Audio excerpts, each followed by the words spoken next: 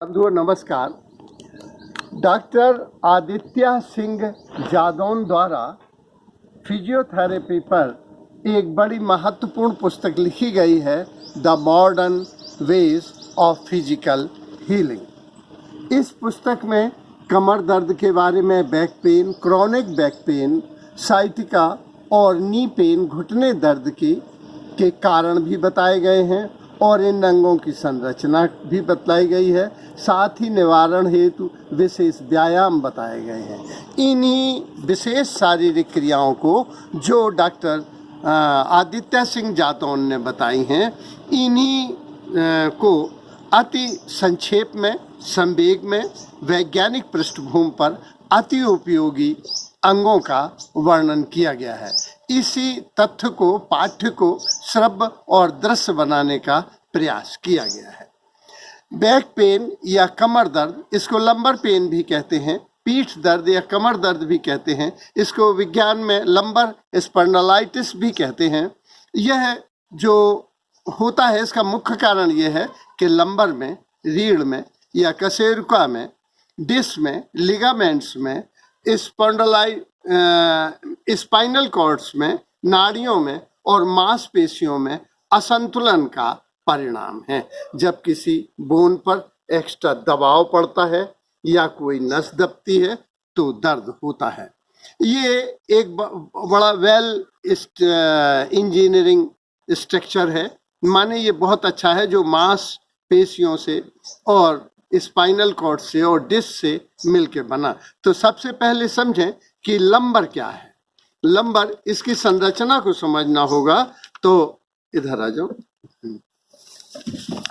इसकी संरचना को समझना होगा। ये हमारी रीढ़ की हड्डी है। ये 33 हड्डियां होती हैं। ये सर्वाइकल में ये 7 हड्डियां होती हैं। लंबर में ये 5 हड्डियां बड़ी बड़ी होती हैं, कशेरुकाएं होती हैं।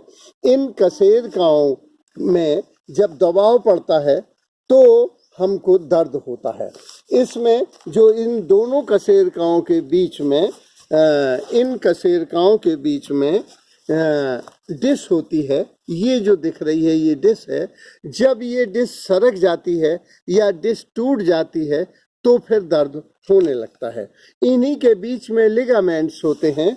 लिगामेंट्स जो हम देखें तो एक हड्डी से दूसरी हड्डी के बीच में जो जुड़े होते हैं उन्हें हम लिगामेंट्स कहलाते हैं।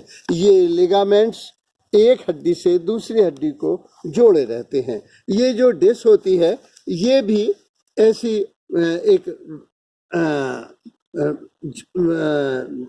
जेल होती है जो शॉक एब्जॉर्बर का काम करती है। ये लिक्विड होता है, ये हार्ड स्ट्रक्चर होता है। ये हार्ड स्ट्रक्चर कभी कभी टूट जाता है जर्क की वजह से और दर्द होता है, या ये टूट गई और टूटने के बाद ये जो है आ गया यहाँ और ये नर्व्स को दबाने लगता है। अगर हम देखें तो साइटिका पेन में ये दिखलाई देता है, ये नर्व्स दब रही है और दबने से ये दर्द हो जाता है। ये स्पाइनल कॉर्ड्स हैं जो इसके अंदर रहती हैं। इस तरह से इसकी संरचना विशेष ढंग से होती है। ये बहुत अच्छे ढंग से संयोजित किया गया है। इसमें डिस्क के बाद है लिगामेंट्स। लिगामेंट्स के बाद है जो तंतु या ऊतक होते हैं, मांसपेशियां होती हैं, वो सब इसको साधे रहती हैं। इन नाड़ियों के मध्य में जो डिस्क होती है ये टूट जाती है, इससे हमारी गतिशीलता कम हो जाती है।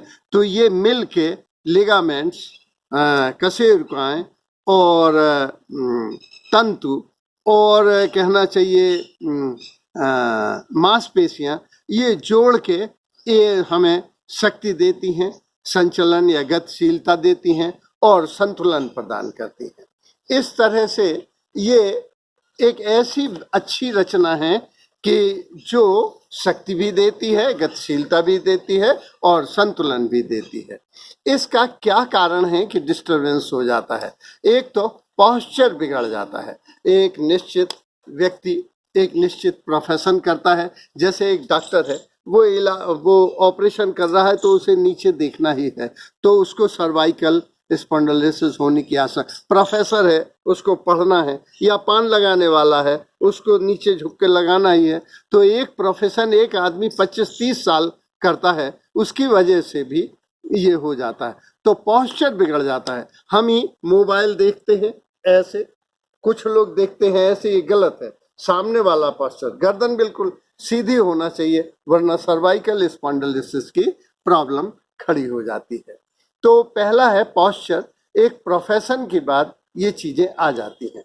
तो दूसरा, हड्डियां टूटने से, कभी कभी जर्क लग जाता है, गिर जाता है आदमी छत से।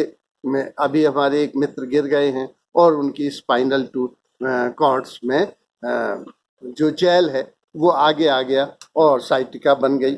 इस तरह से कशेरुकाएं भी घिस जाती हैं उम्र के साथ। उम्र दराज होने पर एक कशेरुका दूसरी कशेरुका पर, एक वर्टिब्रेटा दूसरी वर्टिब्रेटा पर रखी हुई है। ये लंबर उसी के, इसके बीच में एक गद्दी नुमा चीज है जिसे डिस्क कहते हैं। ये लिगामेंट फाइबर होते हैं जो एक हड्डी से दूसरी हड्डी को जोड़े रहते हैं। तो कशेरुकाओं के घिसने से भी हो जाती है, उनमें कठोरता आ जाती है। डिस्क खिसकने टूटने से भी हो जाती है। वंशानुगत कुछ लोग कमजोर होते हैं, उनके लिगामेंट्स ही जन्म से कमजोर होते हैं, अस्थियां कमजोर होती हैं, मांसपेशियां कमजोर होती हैं। चोट कभी कभी खेल कूद में, जैसे बास्केटबॉल में है या फुटबॉल में है या वॉलीबॉल में है या कबड्डी में है, इस तरह से लोगों को चोट लग जाती है। उम्र का भी अपना प्रभाव पड़ता है, क्योंकि उम्र के साथ जो लिगामेंट्स हैं वे भी कमजोर हो जाते हैं, मांसपेशियां भी कमजोर हो जाती हैं, और तो उम्र का भी एजिंग का प्रभाव पड़ता है। फिर सिगरेट है, शराब है, सिनेमा है, ये सेक्स है, इसकी वजह से भी, हमारे लाइफ स्टाइल्स की वजह से भी इनमें बैक पेन हो जाता है। फिर क्रॉनिक बैक पेन क्या है? जो निरंतर 12 सप्ताह से ज्यादा रहता है या निरंतर रहता है, उसे हम क्रॉनिक पेन के नाम से संबोधित करते हैं। ये जो क्रॉनिक पेन है ये लंबा खिंचता है और इसमें दर्द होता है पैर में, और झुंझुनापन, नमनेस आ जाती है, और दर्द जो नितंब से नीचे पैरों की ओर जाता है और पीढ़ियों से होता एड़ी तक चला जाता है। इसमें स्टफनेस आ जाती है, जो कशेरुका है एक दूसरे के ऊपर चढ़ जाती हैं और दर्द हो जाता है। इनमें स्टफनेस माने कठोरता आ जाती है, उसकी वजह से होता है। इसमें जो दर्द बहुत अधिक निरंतर बना रहता है, और प्रातः दर्द अधिक रहता है और रात को अधिक रहता है। इसके बाद है साइटिका। साइटिका को अगर हम देखें तो साइटिका में आप देखेंगे, ये इधर साइटिका में ये नीचे से, यहाँ से दर्द आता है यहाँ होते हुए और एड़ी तक चला जाता है। ये कशेरुका है जिनके ऊपर जेल भरा हुआ है ना। इस तरह से ये पेक्टोरल गर्डल है जो बहुत अच्छी स्ट्रक्चर रचना है। ये आगे हम देखते हैं कटिशूल, या ये क्यों आता है? कटिशूल नितंब से प्रारंभ होता हुआ और जांग में उतरता है और पैरों में दर्द लाता है। ये जो जांग की मांस है यहाँ पर भी पैरों में दर्द हो जाता है, और ये कटिशूल नितंब और डिस्क के खिसकने से भी हो जाता है, दबाव बढ़ने से होता है। ये चलने में अधिक होता है, बैठने में इसमें आराम मिलता है। इसको अत्यधिक, इसका उपचार क्या है? अत्यधिक दर्द होने पर पूर्ण विश्राम करना चाहिए। इसके गर्म और ठंडी सिकाई से मांसपेशियां शिथिल होती हैं और हमें लाभ मिलता है। इसका ट्रैक्शन, खिंचाई भी जो फिजियोथेरेपिस्ट करते हैं, खिंचाई से भी लाभ होता है, और एनाल्जिक दवाइयों से इसमें लाभ होता है। इसमें अब है नेक्स्ट, जो व्यायाम है वो कैसे होना चाहिए। इसमें अगर हम व्यायाम देखें तो, इसको अगर हम देखें तो इस तरह से जो ब्रिज आसन बनता है ये भी व्यायाम करने के काम में आता है। इसको अपन करके बताते हैं। इसको इस तरह से बैठना चाहिए, लेट के, और इधर आ जाओ,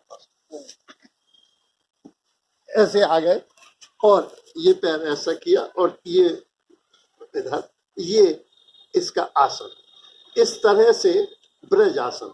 फिर होता है कैट और बिल्ली वाला आसन।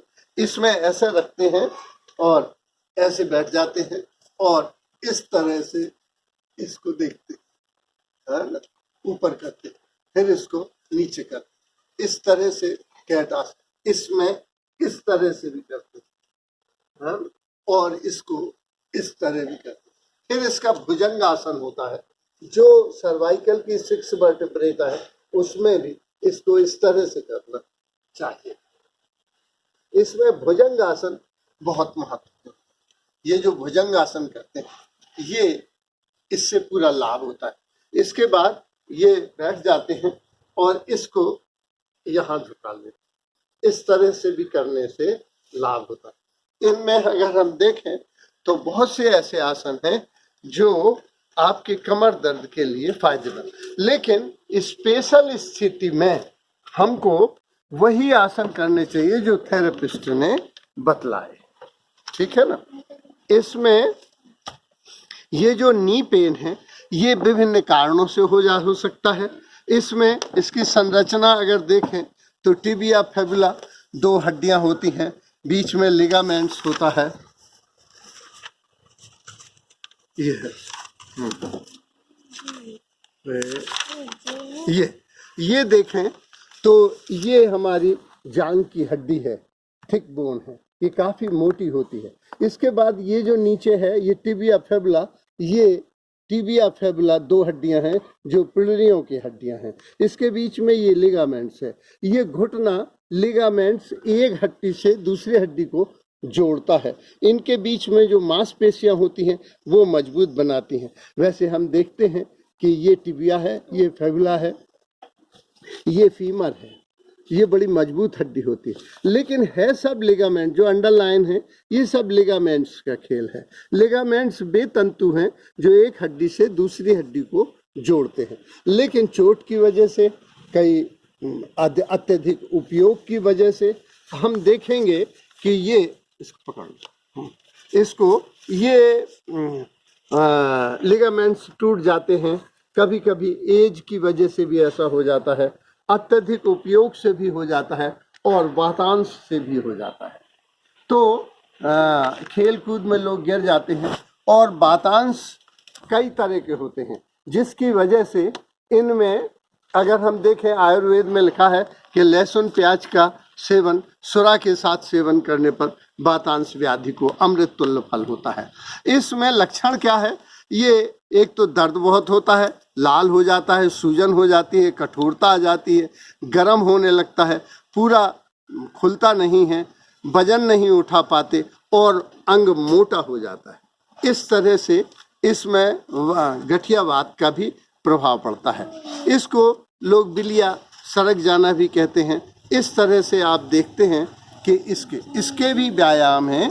अब आप देखेंगे, ये पकड़ लो, इसके व्यायाम है। इसके व्यायाम अगर देखें तो ये लेट के ये कसरत करना है, ये यहाँ फैलाना है, ये लेट के इसको आगे पीछे करना है, ये उल्टे लेट के इसका प्रयोग करना है, इसको आगे खींचना है, तकिया लगाना है।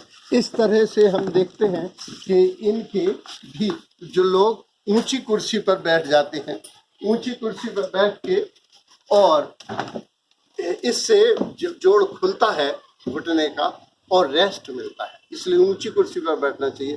फिर लिगामेंट मजबूत करने के लिए हमको यहाँ वजन बांध लेते हैं, वजनदार जूते या मोजे पहनते हैं और इस तरह से करते हैं तो लिगामेंट्स हमारे मजबूत हो जाते हैं। लिगामेंट्स मजबूत करना घुटने के लिए बहुत अच्छी एक्सरसाइज है।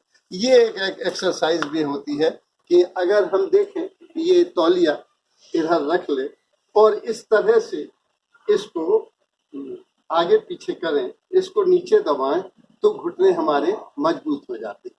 पास में ये जो है, ये जो बिलिया कहते हैं या पटेला कहते हैं, इसको अगर हम अंदर की साइड में खींचें तो इसका प्रभाव पड़ता है, इसका अंदर प्रभाव पड़ता है। फिर कुछ लोग क्या करते हैं, इसको एक एक्सरसाइज ये भी है, ऐसे फैला लें और इसके नीचे इसको फंसा लें और इसको नीचे दबाएं। तो इससे हमारे पटेला को और फीमर को और इसके बीच गैप खुलता है। इस तरह से हमको एक्सरसाइज ही करना पड़ेगी। इस तरह से दोनों एक्सरसाइज, ये घुटने की एक्सरसाइज। हाँ, एक बच्चे ने पूछा कि हम जीवन भर स्वस्थ रहें तो उसकी तरकीब क्या है। तो फिजियोथेरेपिस्ट ने बताया कि आपको स्वस्थ रहना है तो रोज आप 10-10 सूर्य नमस्कार करें। सूर्य नमस्कार में सारे व्यायाम एक साथ हो जाते हैं। फिर एक बुजुर्ग बोले कि हम भी स्वस्थ रहना चाहते हैं, तो उन्होंने कहा कि जो जितना चलेगा वो उतना चलेगा, इसलिए आप खूब चलें फिरें बोलें, आनंदित रहें। धन्यवाद।